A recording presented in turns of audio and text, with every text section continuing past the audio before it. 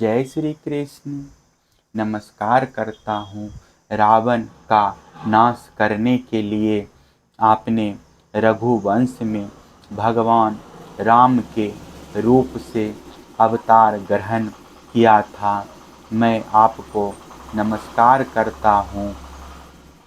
वैष्णव जनों तथा यदुवंशियों का पालन पोषण करने के लिए आपने ही अपने को वासुदेव, संकर्षण, प्रद्युम्न और अनिरुद्ध इस चतुर्बाहु के रूप में प्रकट किया है। मैं आपको बार बार नमस्कार करता हूँ।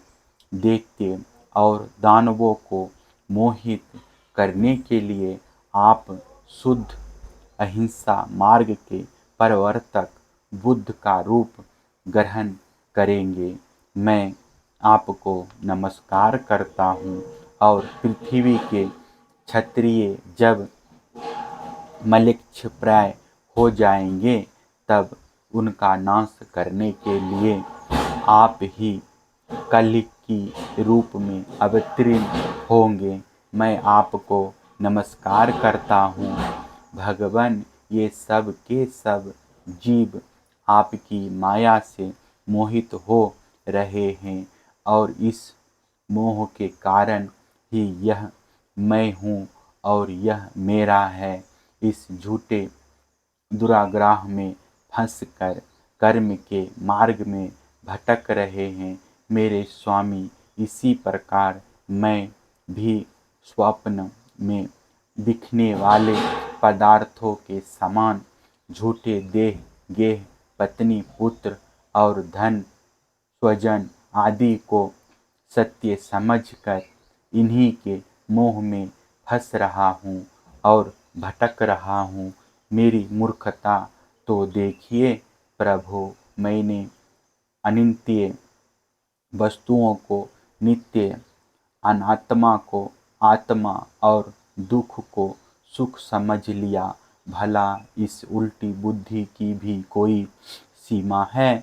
इस प्रकार अज्ञानवश सांसारिक सुख दुख आदि धंधों में ही रम गया और यह बात बिल्कुल भूल गया कि आप ही हमारे सच्चे प्यारे हैं। जैसे कोई अनजान मनुष्य जल के लिए तालाब पर जाए और उसे उसी से पैदा हुए सिवार आदि घासों से ढका देखकर ऐसा समझ ले कि यहाँ जल नहीं है तथा सूर्य की किरणें में झूठ मूठ प्रतीत होने वाले जल के लिए मृग तृष्णा की ओर दौड़ पड़े, वैसे ही मैं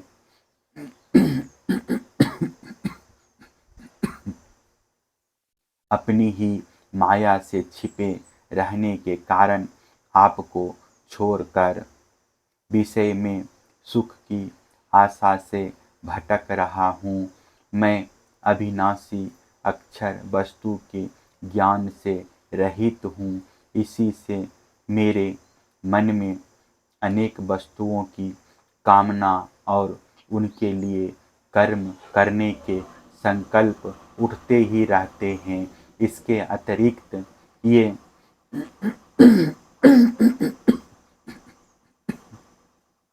इंद्रियां भी जो बड़ी प्रबल एवं दुर्दमनीय है, मन को मथ मथ कर बलपूर्वक इधर उधर घसीट ले जाती है। इसलिए इस मन को मैं रोक नहीं पाता।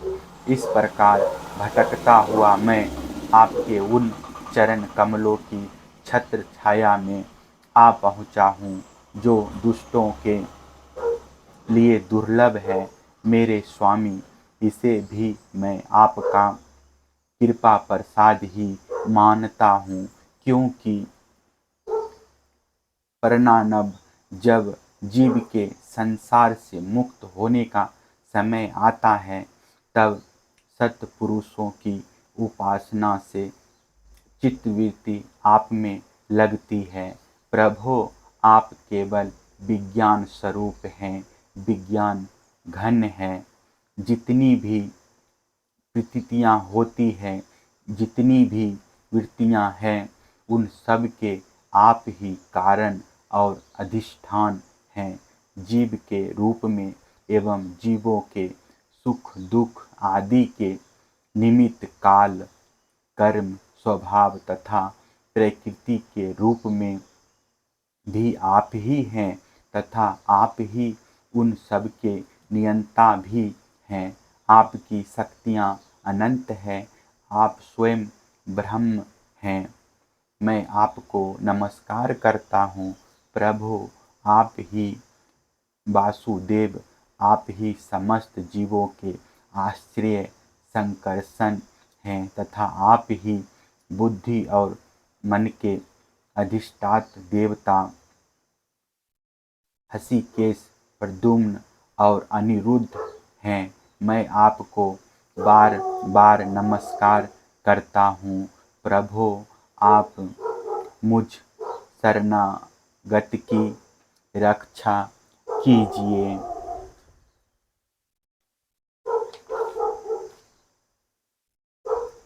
जय हो, जय हो। श्री कृष्ण का मथुरा जी में प्रवेश। श्री सुखदेव जी कहते हैं, परीक्षित, अक्रूर जी इस प्रकार स्तुति कर रहे थे। उन्हें भगवान श्री कृष्ण ने जल में अपने दिव्य रूप के दर्शन कराए और फिर उसे छिपा लिया। ठीक वैसे ही जैसे कोई नट अभिनय में कोई रूप दिखाकर फिर उसे पर्दे की ओट में छिपा दे।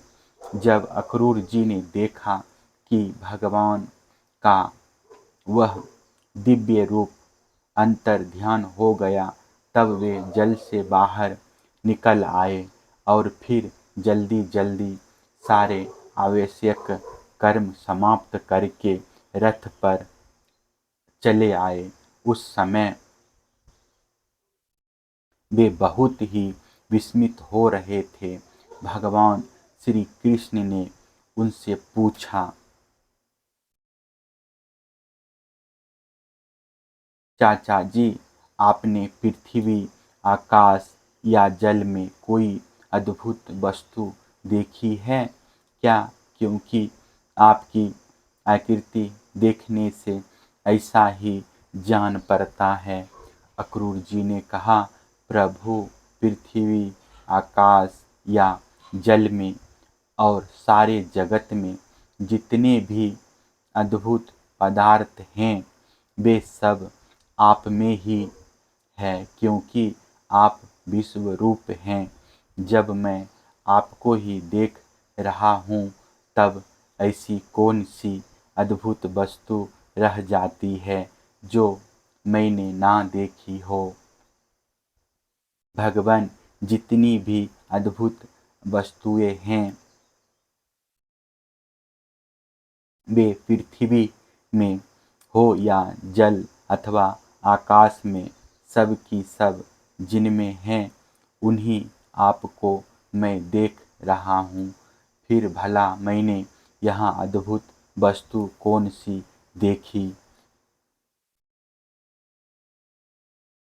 गांधिनी नंदन अक्रूर जी ने यह कहकर रथ हाँक दिया और भगवान श्री कृष्ण तथा बलराम जी को लेकर दिन ढलते ढलते वे मथुरापुरी जा पहुँचे। परीक्षित, मार्ग में स्थान स्थान पर गांवों के लोग मिलने के लिए आते और भगवान श्री कृष्ण तथा बलराम जी को देखकर आनंद मग्न हो जाते। वे एकटक उनकी ओर देखने लगते। अपनी दृष्टि हटा ना पाते। नंद बाबा आदि ब्रजवासी तो पहले से ही वहाँ पहुँच गए थे और मथुरापुरी के बाहरी उपवन में रुककर उनकी प्रतीक्षा कर रहे थे।